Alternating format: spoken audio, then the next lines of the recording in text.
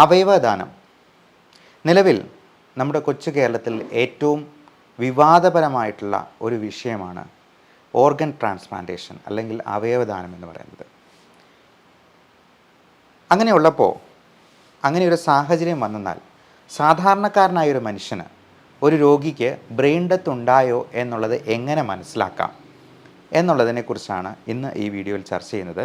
നമുക്ക് നിലവിലെ സാഹചര്യവും ആരോഗ്യ പ്രവർത്തകരുടെ മേലുള്ള ആരോപണവും നമുക്കൊന്ന് ചർച്ച ചെയ്യേണ്ടതുണ്ട്. നമസ്കാരം, ഞാൻ doctor Bibin Jose, Pulma medical centre, Pala, Kanjirappally and Sultan Bathery.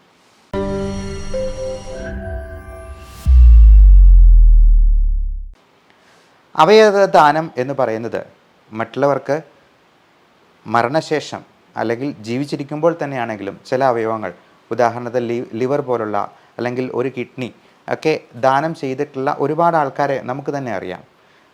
V ഗാർഡിൻ്റെ CEO ആയ കൊച്ചൗസേപ്പ് ചിറ്റിലപ്പള്ളി, അതുപോലെ പല വൈദികർ ഒക്കെ അവരുടെ ഒരു വൃക്ക മറ്റൊരാൾക്ക് ദാനം ചെയ്യുകയും അവരുടെ ജീവൻ രക്ഷിക്കാനായിട്ട് വലിയൊരു പ്രത്യുപകാരമായിട്ട് ഒന്നും കൈപ്പറ്റാതെ തന്നെ വലിയൊരു ജീവകാരുണ്യ പ്രവൃത്തിയായിട്ട് അത് ചെയ്തിട്ടുള്ളത് നമുക്കറിയാവുന്നതാണ്.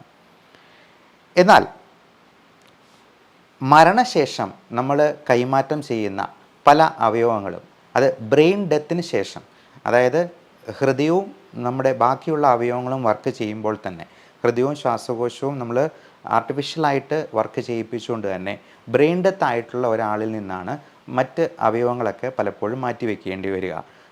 ഹൃദയം പോലുള്ള, അതുപോലെ ഇരുവൃക്കകളും അല്ലെങ്കിൽ ലിവറും ഒക്കെ മുഴുവനായിട്ടും ട്രാൻസ്പ്ലാന്റ് ചെയ്യുമ്പോഴേക്കും നമ്മൾ അങ്ങനെ ഒരു രീതിയാണ് ചെയ്യുക. ഈ ബ്രെയിൻ ഡെത്ത് സംഭവിച്ചോ ഇല്ലയോ എന്നുള്ളത് എങ്ങനെ മനസ്സിലാക്കാം, എന്താണ് അതിൻ്റെ മാനദണ്ഡങ്ങൾ എന്നുള്ളത് ഒരു സാധാരണക്കാരനായ ഒരു വ്യക്തിക്ക് മനസ്സിലാകുന്ന പോലെ നമുക്കൊന്ന് പറഞ്ഞു തരാം. അപ്പോൾ ഒരു രോഗി, വെന്റിലേറ്ററിലായിട്ടുള്ളൊരു രോഗി, അയാൾക്ക് ബ്രെയിൻ ഡെത്ത് സംഭവിച്ചിട്ടുണ്ടോ എന്നറിയാൻ ഏറ്റവും നല്ല ഒരു മാർഗം എന്ന് പറയുന്നത് അദ്ദേഹത്തിൻ്റെ പ്യൂപ്പിലറി കൺസ്ട്രിക്ഷൻ നോക്കുക എന്നുള്ളതാണ്. ഡോക്ടർമാർ പലപ്പോഴും എക്സാമിൻ ചെയ്യുന്നത് നോക്കിയിട്ടുണ്ടാവാം, കണ്ടിട്ടുണ്ടാവാം. നമ്മുടെ കണ്ണുകൾ തുറന്ന് നോക്കിയിട്ട് കണ്ണിൻ്റെ ഉള്ളിലെ കൃഷ്ണമണികൾക്കുള്ളിലുള്ള ഒരു ചെറിയ വൃത്താകൃതിയിലിരിക്കുന്നതിനെയാണ് പ്യൂപ്പിൾ എന്ന് പറയുന്നത്. പ്യൂപ്പിൾ എന്ന് പറയുന്നത് നമ്മുടെ പ്രകാശം ഉള്ളിലോട്ട്, കണ്ണിലോട്ട് കടത്തിവിടുന്ന ഏറ്റവും ഒരു ചെറിയ സുഷിരമാണ്. അപ്പോൾ ഈ പ്യൂപ്പിള് നമ്മുടെ ഉള്ളിലോട്ട് കണ്ണിലോട്ട് വെട്ടമടിക്കുമ്പോഴേക്കും ഈ പ്യൂപ്പിൾ കൺസ്ട്രിക്റ്റ് ചെയ്യും.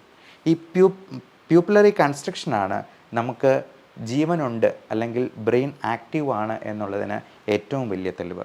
ഇപ്പം മരിച്ചു കഴിഞ്ഞിട്ടുള്ള അല്ലെങ്കിൽ ബ്രെയിൻ ഡെത്ത് സംഭവിച്ചിട്ടുള്ള ഒരാൾക്ക് അയാളുടെ പ്യൂപ്പിൾസിൽ നമ്മൾ അതിൽ വെട്ടമടിച്ചെന്നാൽ പോലും ആ പ്യൂപ്പിൾസ് ഡയലേറ്റ് ചെയ്ത് തന്നെ ഇരിക്കും എന്നുള്ളതാണ്. അപ്പോൾ നമ്മൾ മരണ സർട്ടിഫിക്കറ്റിൽ എഴുതുന്നതും പ്യൂപ്പിൾസ് ഡയലേറ്റഡ് ആൻഡ് ഫിക്സ്ഡ് എന്നാണ് സാധാരണ ഡോക്ടർമാർ അവരുടെ ഒബ്സർവേഷൻ നോട്ട്സിൽ, IP നോട്ട്സിൽ എഴുതി വയ്ക്കുക.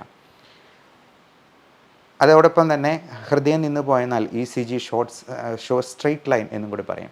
അപ്പം ബ്രെയിൻ ഡെത്ത് മാത്രമേ സംഭവിച്ചിട്ടുള്ളൂ, മറ്റ് ഹൃദയത്തെ നമുക്ക് ആർട്ടിഫിഷ്യലായിട്ട് പ്രവർത്തിപ്പിക്കാൻ കഴിയുവാണെങ്കിൽ അദ്ദേഹത്തിൻ്റെ ഹൃദയവും വൃക്കകളുമൊക്കെ നമുക്ക് വേണമെങ്കിൽ ദാനം ചെയ്യാനായിട്ട് ഉപയോഗിക്കാവുന്നതാണ്. ഇനി ഇതുപോലുള്ള മറ്റു കുറച്ച് ലക്ഷണങ്ങൾ കൂടിയുണ്ട്. അതിൽ ഏറ്റവും പ്രധാനമായിട്ടുള്ള വേറെ ഒരു റിഫ്ലക്സാണ് കോർണിയൽ റിഫ്ലക്സ് എന്ന് പറയുന്നത്. അത് നമുക്കെല്ലാവർക്കും അറിയാം. കണ്ണ് തുറന്ന് പിടിച്ചിട്ട് അതിന് അറ്റത്ത് ഒരു ചെറിയ ഒരു കോട്ടൺ വെച്ചിട്ടോ അല്ലെന്നുണ്ടെങ്കിൽ നമ്മുടെ കൈകൊണ്ട് തന്നെയാണെങ്കിൽ ഒന്ന് സ്പർശിച്ചെന്നാൽ നമുക്ക് ഈ കോർണിയ റിഫ്ലക്സ് ആയിട്ട് തന്നെ അത് അടയുന്നതായിട്ട് നമുക്ക് കാണാം. അതേപോലെ തന്നെ മറ്റൊരു റിഫ്ലക്സാണ് നമ്മുടെ തല അങ്ങോട്ടോ ഇങ്ങോട്ടോ ചെരിച്ചെന്നാൽ, തലയൊന്ന് മൂവ് ചെയ്തെന്നാൽ കണ്ണുകൾ അതിനനുസരിച്ച് ചലിക്കുന്നതായിട്ട് നമുക്ക് കാണാം. ഇതിന് പറയുന്ന പേര് ഒക്കുലോസെഫാലിക് റിഫ്ലക്സ് എന്നാണ്. അപ്പോൾ തല അങ്ങോട്ടോ ഇങ്ങോട്ടോ പെട്ടെന്ന് ചരിച്ചു കഴിഞ്ഞാൽ കണ്ണുകളിൽ അതിൻ്റേതായിട്ടുള്ള ചലനം ഉണ്ടാകും. കണ്ണ് തുറന്ന് പിടിച്ചിട്ടാണെന്നുണ്ടെങ്കിൽ നമുക്കത് കൃത്യമായിട്ടത് ആ മൂവ്മെൻറ്റ് കാണാൻ പറ്റും. ഒക്കുലോസെഫാലിക് റിഫ്ലക്സ് എന്ന് പറയും. പിന്നെ ഓഫ് കോഴ്സ് വെന്റിലേറ്ററിലായിട്ടുള്ള ഒരു പേഷ്യൻറ്റിന് പെയിൻ റിഫ്ലക്സ് ഒട്ടും ഉണ്ടാവില്ല. നല്ല വേദന കൊടുത്തെന്നാലും ഒട്ടും ഒരു റിഫ്ലക്സ് കാണാത്ത, ഒരു റെസ്പോൺസ് ഇല്ലാത്തതുപോലെ ഉള്ള ഒരു കാര്യവും അതിനകത്തുണ്ട്. അപ്പം പെയിൻ റിഫ്ലക്സ് ഒട്ടും ഇല്ല എന്നുള്ളതും അതിനകത്ത് പ്രത്യേകമായിട്ട് ഓർക്കേണ്ടതാണ്. അതുപോലെ മറ്റൊരു റിഫ്ലക്സും കൂടെയുണ്ട്. അതിൻ്റെ പേരാണ് ഒക്കുലോ വെസ്റ്റിബുലാർ റിഫ്ലക്സ്. അതിൻ്റെ അർത്ഥം നമ്മൾ ചെവിയിൽ അല്പം തണുത്ത വെള്ളം, ഐസ് വാട്ടർ പോലെ എന്തെങ്കിലും ഒഴിച്ചു കഴിഞ്ഞാൽ കണ്ണിൽ അതിൻ്റെ ചലനം ഉണ്ടാവും. അപ്പോൾ ബ്രെയിൻ ഡെത്ത് സംഭവിച്ചിട്ടില്ല എന്നുണ്ടെന്നുണ്ടെങ്കിൽ ഈ ചെവിയിൽ ഈ ഐസ് വാട്ടർ ഒരു 2-3 തുള്ളി ഒഴിച്ചെന്നാൽ പോലും കണ്ണുകളിൽ ചലനമുണ്ടോ എന്നുള്ളത് നോക്കുകയാണ് അതിൻ്റെ ഭാഗം. അപ്പോൾ ഇത്തരത്തിലുള്ള പല റിഫ്ലെക്സുകളുടെയും അസസ്മെൻറ്റ് വെച്ചിട്ടാണ് ഒരാൾക്ക് ബ്രെയിൻ ഡെത്ത് സംഭവിച്ചിട്ടുണ്ടോ ഇല്ലയോ എന്നുള്ളത് നമ്മൾ മനസ്സിലാക്കുക. അത് 2-3 ഡോക്ടർമാരെ സർട്ടിഫൈ ചെയ്ത് ബ്രെയിൻ ഡെത്ത് ഉണ്ടായിട്ടുണ്ട് എന്ന് മനസ്സിലാക്കിയെന്നാൽ മാത്രമേ, സാക്ഷ്യപ്പെടുത്തിയെന്നാൽ മാത്രമേ അദ്ദേഹത്തിൻ്റെ അവയവങ്ങൾ മറ്റൊരാളിലേക്ക് ട്രാൻസ്പ്ലാന്റ് ചെയ്യാനായിട്ടുള്ള അനുമതി കിട്ടുകയുള്ളൂ എന്നുള്ളതാണ് മനസ്സിലാക്കേണ്ടത്. ഇനി നമ്മുടെ ഡോക്ടർമാരുടെ കാര്യങ്ങൾ ഒന്ന് പറയാം.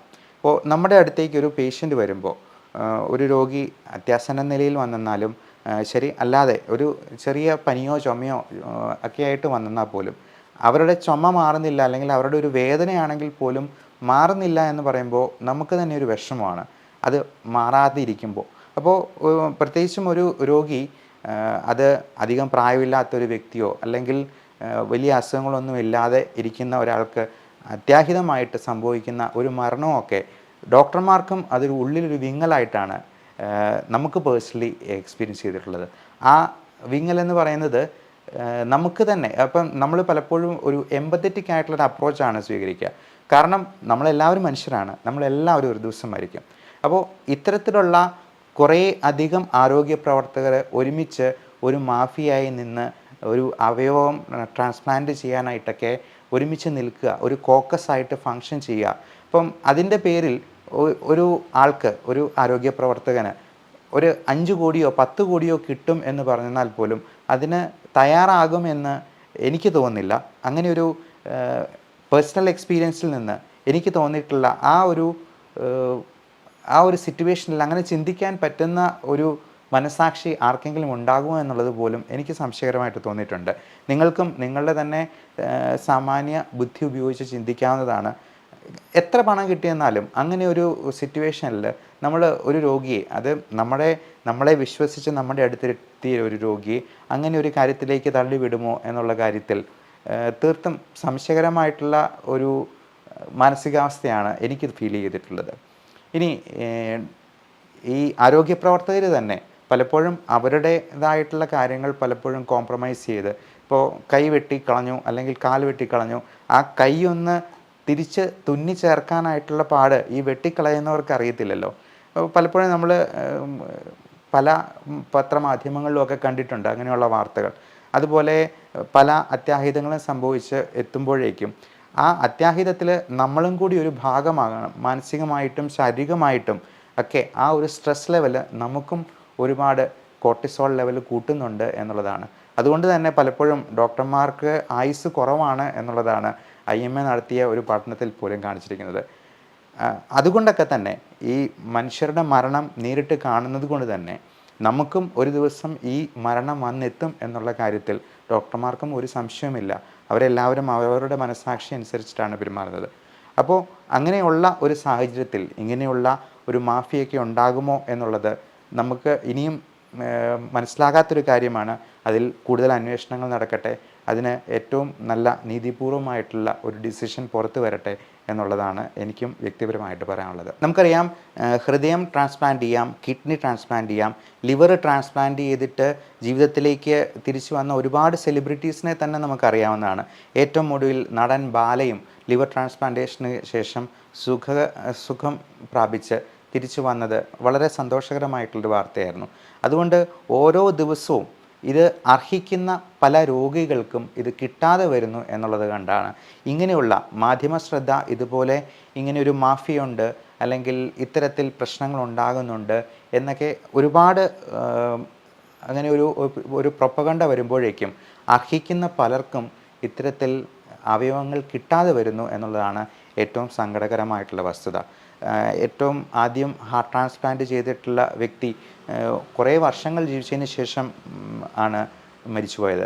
അതുപോലെ തന്നെ ഹാർട്ട് ട്രാൻസ്പ്ലാന്റ് ചെയ്തിട്ടുള്ള, കിഡ്നി ട്രാൻസ്പ്ലാന്റ് ചെയ്തിട്ടുള്ള ഒരുപാട് ആൾക്കാരെ നമുക്ക് ചുറ്റും നോക്കിയെന്നാൽ നമ്മുടെ ബന്ധുക്കളിൽ തന്നെ ചിലപ്പം പലരെയും കണ്ടെത്താൻ കഴിഞ്ഞേക്കും.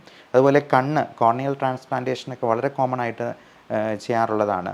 അപ്പോൾ ഇങ്ങനെയുള്ള പല ആൾക്കാർക്കും അത് നമ്മുടെ ഒരു ഭാഗത്തിലൂടെ, നമ്മുടെ ഒരു ഭാഗഭാക്കിലൂടെ ഒരു ജീവൻ കിട്ടുക എന്ന് പറയുന്നത് വളരെയധികം ആശ്വാസകരമായിട്ടുള്ള കാര്യമാണ്.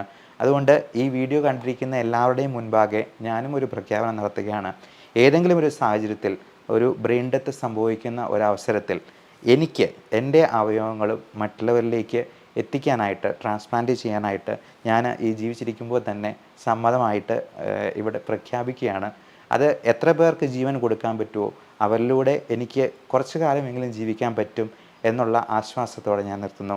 എല്ലാവർക്കും നല്ല ആരോഗ്യമുണ്ടാവട്ടെ, നല്ല മനസ്സും നല്ല മാനസിക ആരോഗ്യവും ഉണ്ടാവട്ടെ. Love and regards doctor Bipin Jose, Pulma medical centre, Pala, Kanjirappally and Sultan Bathery.